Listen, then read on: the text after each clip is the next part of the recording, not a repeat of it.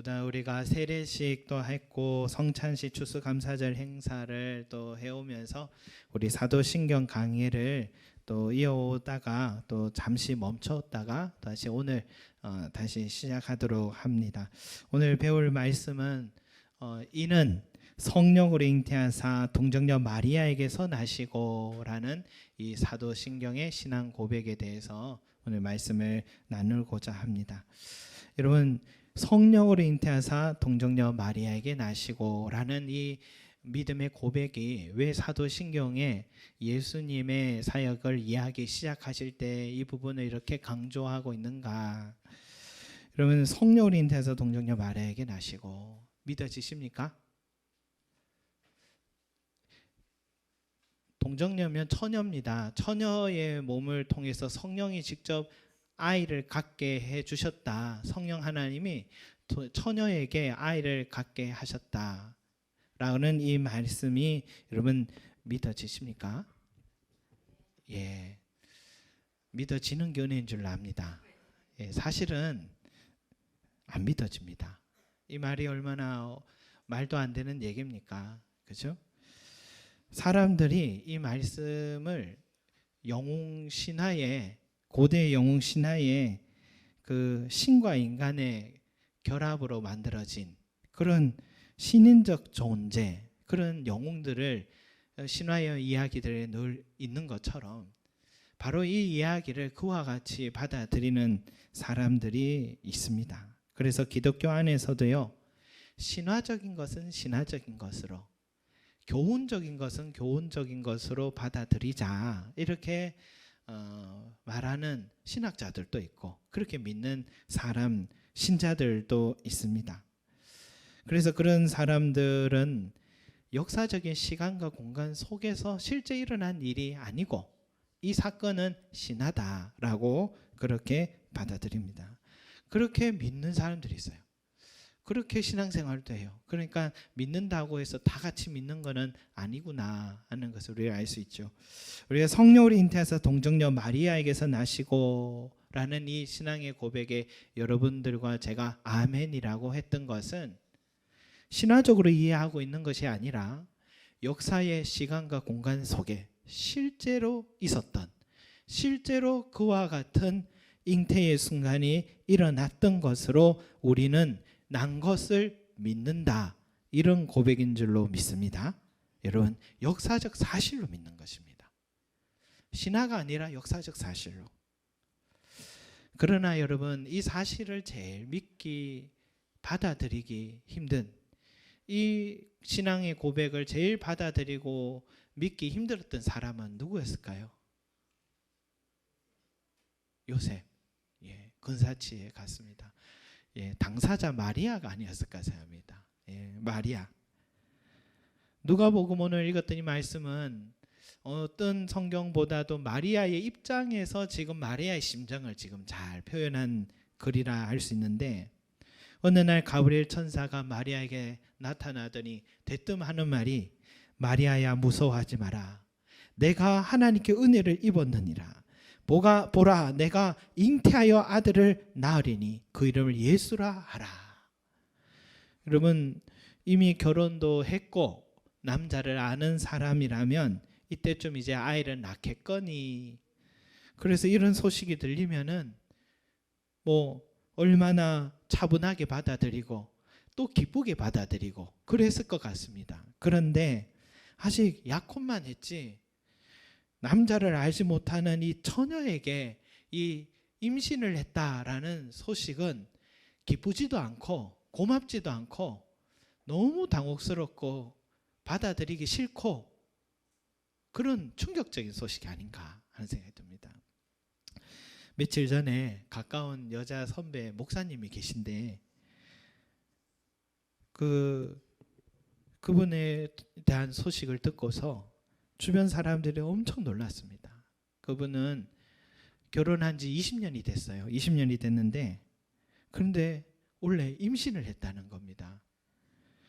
이분은 왜 20년 동안 아이가 없었냐면 아이를 원치 않았습니다. 아이를 갖지 않기를 원했고 또 무자식이 상팔자다 이런 소신 속에서, 그리고 본인은 목회 사역에 전념만 하려고, 그래서 전혀 이 아이를 갖지 않으려 했고 또 가져지지도 않으셨고, 뭐 그렇게 목회에만 전념하여 왔는데, 그래서 자유롭게 사는 것을 이렇게 생각했는데, 그런데 갑자기 20년이 지난 지금 갑자기 임신 소식이 들려서 전부 다 주변 사람들이 축하한다고 얘기해야 되는데 눈물이 난다고 눈물이 난다고 그렇게 얘기해요. 여러분, 제일 놀란 사람은 당사자가 아닌 것입니다. 3개월 동안 아무 생각이 없었답니다. 이 사실을 알고 3개월도 아무 생각이 없었고 3개월 지나서야 받아들여지게 됐답니다. 그리고 7개월 동안 가족들에게도 얘기도 안 했답니다. 교회에 사역하는 교회에도 최근에 이야기를 했답니다. 그래서 그렇게 얼마나 많은 당황 속에서 이제 내일 일은 알 수가 없고 어떻게 해야 될지 모르는 이 상황 속에 이렇게 생각을 거듭한 그런 시간을 보낸 이야기를 들었습니다. 여러분, 저는 마리아의 심정을 다시 한번 생각하게 됐습니다. 남자를 알지 못하는 내게 이런 일이 가능하기는 한 걸까? 하나님의 섭리로 또 그렇게 됐다 하자. 하필이면 왜 나일까? 왜 내 몸에 또 이런 일이 일어날까? 약혼한 남자도 있는데 이제는 내일 일은 알 수도 없고 남편이 될 요셉은 이해는 해줄까? 가족이 받아준다 한들 마을 사람들이 나를 어떻게 볼까? 남편이 떠날 것이 뻔한데 그럼 난 이제 어떻게 살아야 되고 뱃속의 아이는 어떻게 되는 걸까? 순간 죽고 싶다는 생각까지도 들지 않았을까? 그런 생각이 듭니다. 그 당시 사회를 상황을 생각하면요. 어쩌면 이는 성령으로 잉태하사 동정녀 마리아에게서 나시고 이 신앙 고백을 가장 힘들고 믿기 힘들어했던 사람은 마리아 자신이었을 것입니다.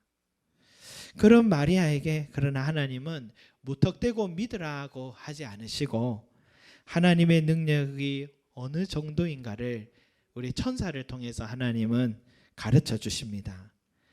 너의 친척 엘리사벳을 찾아가 보라고 말합니다. 왜냐? 엘리사벳은 누굽니까? 세례 요한의 어머니잖아요. 세례 요한의 어머니인데 그녀가 본래는 나이가 너무 많았고 이제는 임신을 할 수 없다. 불임으로 분명히 판정받았던, 모두가 그렇게 생각했던 그런 형편의 사람이었습니다. 그런데 천사의 말을 들으니까, 확인한 건 아닌데 천사의 말을 들으니까 엘리사벳이 6개월 전에 이미 임신을 했다라는 것입니다. 누가복음 1장 36절 한번 같이 읽어볼까요? 36절 시작. 보라, 내 친족 엘리사벳도 늙어서 아들을 배었느니라. 본래 임신하지 못한다고 알려진 이가 이미 6달이 되었나니. 이렇게 말씀하면서 천사는 이렇게 말씀합니다. 대저 하나님의 모든 말씀은 능하지 못하심이 없느니라. 여러분, 이 말이 뭡니까? 아무리 나이가 많고 불임으로 자타가 인정한 여인조차도 하나님의 능력은 임신하게 하신다라는 것을 말씀하고 있는 것입니다. 편하게 둬도 됩니다. 여러분, 정말 하나님의 말씀이 그러한가 하여서 여러분, 마리아는 나사렛에서 유대 지역까지 거리가 150km나 되는데 그 거리를 단숨에 뛰어갑니다. 달려가서 그곳에서 정말 엘리사벳을 만났더니 엘리사벳의 뱃속에 아이가 있었고 분명히 아이를 낳을 수 없는 나이요 불임자인데 아이를 가졌고, 또 마리아를 보자마자 막 뱃속에 있는 아이가 발로 엄마 배를 막 찾는 것 같아요. 그것을 보면서 그제서야 마리아가 믿음을 갖게 된 것 같습니다. 하나님의 능력은 나이가 많고 불임이었던 엘리사벳도 이렇게 임신하게 하시듯이 나처럼 남자를 알지 못한다 할지라도 성령 하나님의 역사하심으로 나는 아이를 가질 수 있는 것이구나. 이 믿음을 마리아가 엘리사벳을 통해 갖게 된 것입니다. 여러분, C.S. 루이스 유명한 기독교 작가죠. 옥스포드의 영문과 교수이기도 하고 기독교 작가가 됐어요. 원래 무신론자였는데 언젠가부터 하나님을 만나게 된 사람입니다. 우리한테는 나니아 연대기로 작가로 유명하죠. 그런데 그 사람이 일평생을 예수님을 만나고부터 자기가 가지고 있는 모든 지혜들을 가지고 하나님을 전하는 변증하는 삶으로 일평생을 그렇게 살았습니다. 그의 글 중에 동정녀 마리아에 관한 글이 있어서 제가 한번 읽어드리도록 하겠습니다. 하나님이 자연을 창조했음을 믿는다면 그 힘은 그분에게서 옵니다. 인간의 아버지는 그저 도구이며 운반자일 뿐입니다. 그것도 본의 아닌 운반자일 때가 많으며 길다란 운반자의 행렬 중에 언제나 맨 마지막 운반자일 뿐입니다. 그 행렬은 하나님의 손안에 있습니다. 그것을 도구로 하여 그는 보통 인간을 짓습니다. 그분 없이는 어느 여자도 아이를 잉태한 적이 없고 그분 없이는 어느 암말도 새끼를 본 적이 없습니다. 그러나 단 한 번 특별한 목적으로 그는 자신의 도구인 그 길다란 행렬을 면제하였습니다. 단 한 번 생명을 주는 그의 손가락이 오랜 시대를 걸쳐 맞물린 사건들을 거치지 않고 직접 한 여인에게 닿았습니다. 단 한 번 자연의 거대한 장갑이 그의 손에서 벗겨졌습니다. 그의 맨손이 그녀에게 닿았습니다. 여러분, 이렇게 동정녀 마리아의 사건을 해석했습니다. 저는 대학 시절에 이걸 보고 은혜를 받았던 기억이 나는데, 우리가 자식을 갖기까지 수많은 과정이 필요하잖아요. 이걸 자연법칙이라 합니다.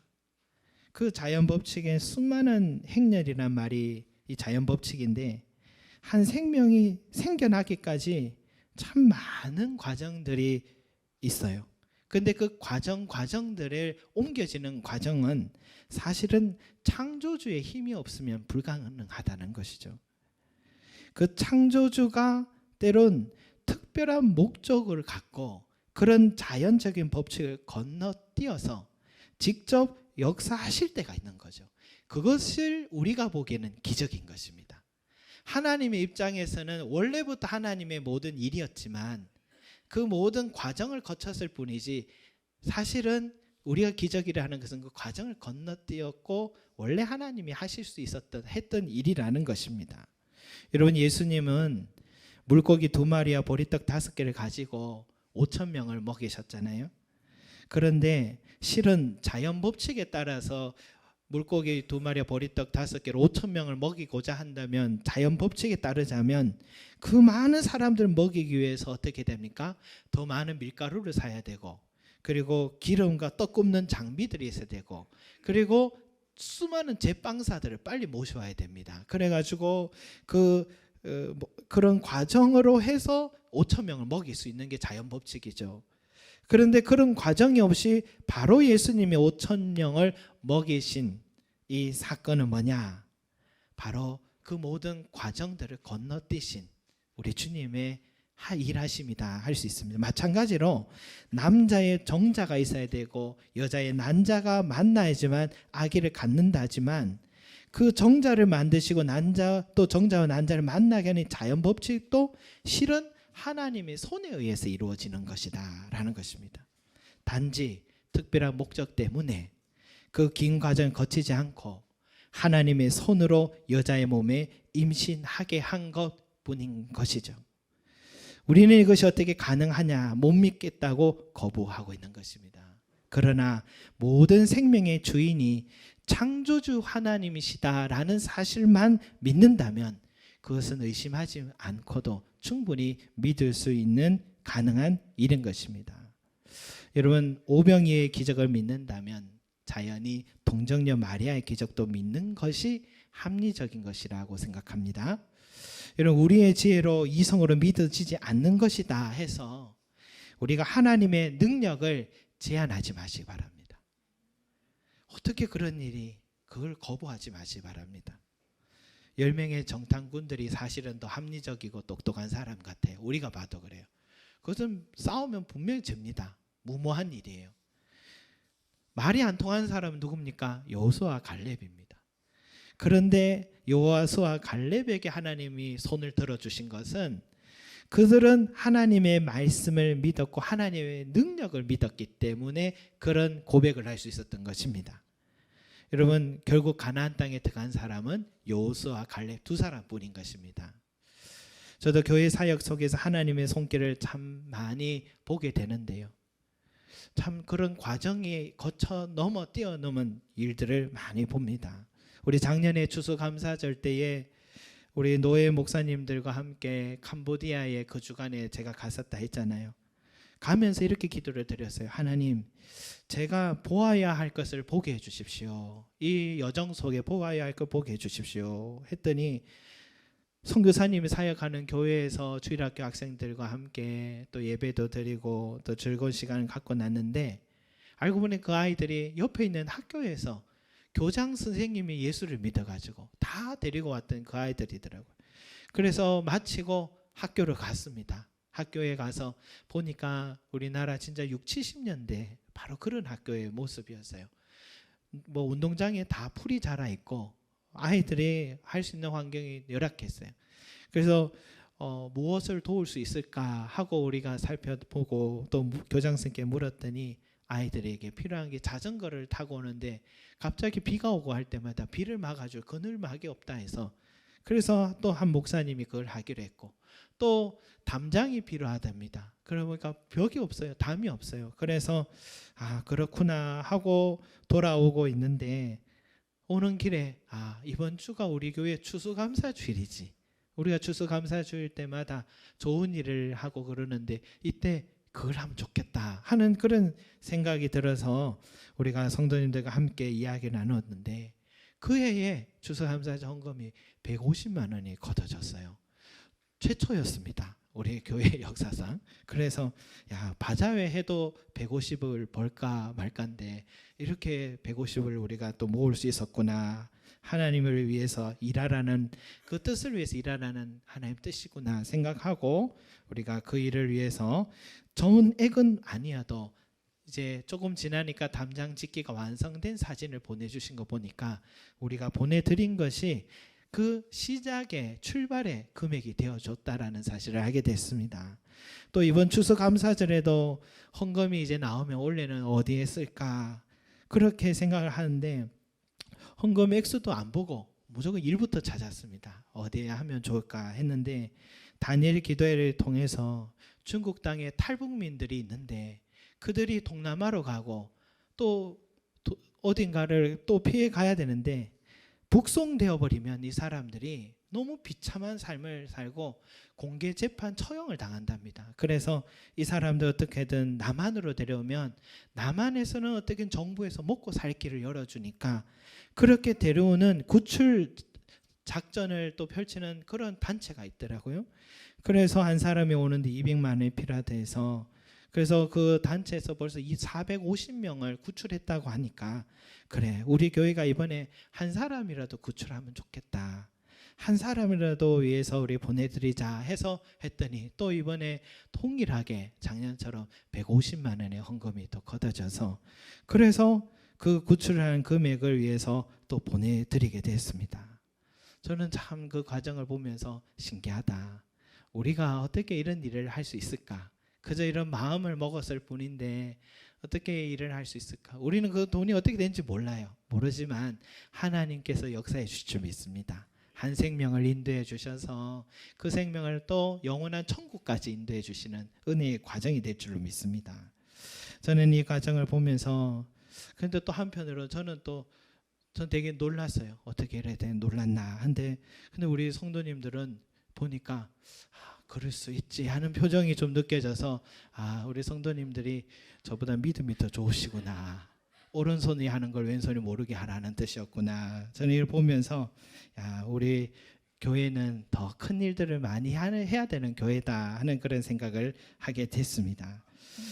그래서 저는 꿈을 꾸게 됐습니다. 우리 교회도 앞으로도 이제 정말 구제를 위한 팀이 꼭 세워지게 돼서 정말 이 사역을 위해서 전문적으로 또 함께 좀 달려가고 또 물질적으로 섬길 분들은 물질로 섬기고 재능으로 섬길 분은 재능으로 섬기고, 그렇게 해서 또 뜻이 있는 분들도 함께 이 자리에 또 함께 해서 우리 기독교 NGO 같은 단체가 우리 교회에서 이렇게 또 세워진다면은 얼마나 좋을까. 말로만이 아니라 우리가 행함으로 사랑으로 할 때 그게 전도지, 말로만 한다고 복음이 전해지는 건 아니다는 생각을 하게 되었습니다. 여러분 그 일을 위해서 달려가는 저와 여러분이 되시기를 바라겠습니다. 여러분, 그러나 어떻게 우리가 이런 일을 할 수 있을까? 우리 형편만 생각하지 말기 바랍니다. 우리는 우리 형편만 생각하지 말고 오병이어를 드린 어린아이의 예쁜 마음을 보면서 기적은 주님께서 이루어 가신다는 거. 작은 것도 우리는 드릴 뿐이지만 기적은 주님께서 이루어 가신다는 거. 지난 한 주간에 우리 다니엘 기도회에 현승원 대표라는 분이 간증을 했잖아요. 저는 그분의 이야기를 들으면서 참 다른 것은 다 몰라도 하나만큼은 도전이 됐습니다. 그분이 어떤 사람이었습니까? 아버지께서 평범한 직장 생활하는 아버지가 혼자서 은혜를 받고 선교사님을 5만 원씩 한 선교사님 해다가 그 가정에서, 교회가 아니랍니다, 그 집에서 30명의 선교사를 지원하는 사역을 매달마다 하게 됐습니다. 그래서 그 집은 매년마다 가정 수련회를 한답니다. 그 가족 수련회가 이번에는 기도하면서 어느 선교사님을 도와주고 어느 선교사님 이제 여기까지 돕자 하면서 기도하면서 그런 수련회를, 가정 수련회를 했답니다. 그런 가정에서 자라나고 나중에 아르바이트를 이 현승원 대표가 이제 대학 가서 알바를 하면서, 아버지 저도 이제 제가 선교사를 지원을 저도 목을 맡겠습니다 해서 형도 동생도 맡게 됐고, 나중에 아버지가 유언으로 넘겨주는 게 재산이 아니라 선교사님의 이름을 다 넘겨줘가지고 이분이 선교사님들을 다 자기가 책임져야 되고, 지금은 참 많은 사람을 또 책임지게 됐는데, 근데 이분이 사실은 미국 유학을 가려고 했었는데 그 길이 막히고 갑자기 사업을 하게 됐답니다. 이 영어 공부를 인터넷으로 할 수 있는 사업을 했는데 모두 다 그거 안 된다 했는데 이 사업이 갑자기 은혜를 부어주셔가지고 지금은 학생들이 한 10,000명이 넘는답니다. 그런 학생들, 그래서 많은 수입이 있어도, 그런데 지금도 그 많은 물질이 있어도 이 물질에 있어서 항상 물어보는 태도. 하나님, 이건 분명히 내게 능력이 아닌 건 나는 원래 그 유명 강사 되고 싶었지만 누가 불러주는 데도 없었고, 그래서 나 같은 사람이 지금 이렇게 되었다면 분명히 하나님이 나를 통해서 하실 일이 있는데 그 뜻이 무엇입니까? 하고 늘 기도를 하고 물었다는 것이죠. 그래서 지금은 전 세계 어린이들 18,000명을 지금 돕고 있고 1,800명 어린이를 돕고 있고, 또 기아 대책에서 이분을 만나서 또 오지에 가니까 학교가 있어, 학교를 세워야겠다, 내가 가지고 있는 좋은 교육 콘텐츠를 가지고 학교만 설립하면 그 지역의 아이들에게 정말 좋은 영향을 미치고 복음을 전할 수 있겠다 해서 기아 대책에게 얘기했더니, 기아 대책에서 비싸다고 그래도 얘기해 보라고 했더니 한 학교 짓는데 5억이 든답니다. 그래서 괜찮다고 하겠다고 하니까 하는 김에 100개를 짓자고, 그래가지고 100개를 짓기로 사인을 했답니다. 100개를 짓자고 사인을 하고 돌아오니까 가만히 생각해보니 500억이 드는 거예요. 500억이 드는데 어떡하나 했더니 하나님께 또 기도했는데 하나님이 마침 그때 주식을 팔 수 있도록, 자기 회사 주식을 팔 수 있도록 했는데 팔았더니 딱 500억이 또 나왔답니다. 그래서 그 500억을 또 그렇게 짓는데 100개의 전 세계 오지에 학교를 짓는 일들 하고, 또 많은 선교사님들이 한국에 오면은 쉴 곳이 없으니까 선교사 게스트하우스를 10채를 지어가지고 그거에서 또 쉴 수 있도록 하는, 그래서 물질을 내 뜻이 아니라 하나님의 뜻을 위해서, 때로는 하나님이 너무 부담스러운 제안을 줄 때도 정말 부담이 됐답니다. 그런데 그때도 하나님의 말씀이시니까 순종하고 걸어온 걸음들이 여기까지였다라고 이야기를 하더라고요.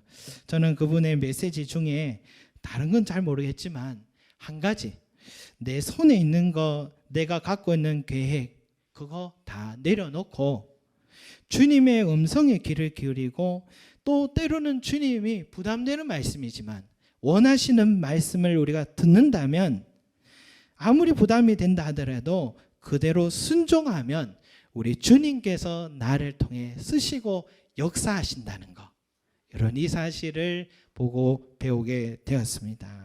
여러분 혹시나 이분에 대해서 궁금하면 현승원 대표라고 다니엘 기도회 홈페이지에서 한번 보시면 되겠습니다. 사랑하는 성도 여러분, 우리 하나님의 능력을 제한하지 마시기 바랍니다. 제한하지 말고, 참 마리아가 어땠습니까? 마리아가 이 충격적인 소식, 부담되는 말씀, 저는 못해요, 저는 안 됩니다 했으면, 받아들이지 않고 순종하지 않았으면 이 일이 이루어지지 않았을 수도 있어요. 그러나 그는 뭐라고 했습니까? 너무너무 부담되고 앞으로 일어날 현실이, 내일에 대한 생각은 멘붕이 찾아올 것이 뻔함에도 불구하고 이 여인이 엘리사벳 만나기 전입니다. 엘리사벳을 보기 전에 뭐라고 대답하냐면, 오늘 우리가 읽었던 말씀 마지막 절에 주의 여종이오니 말씀대로 내게 이루어지이다.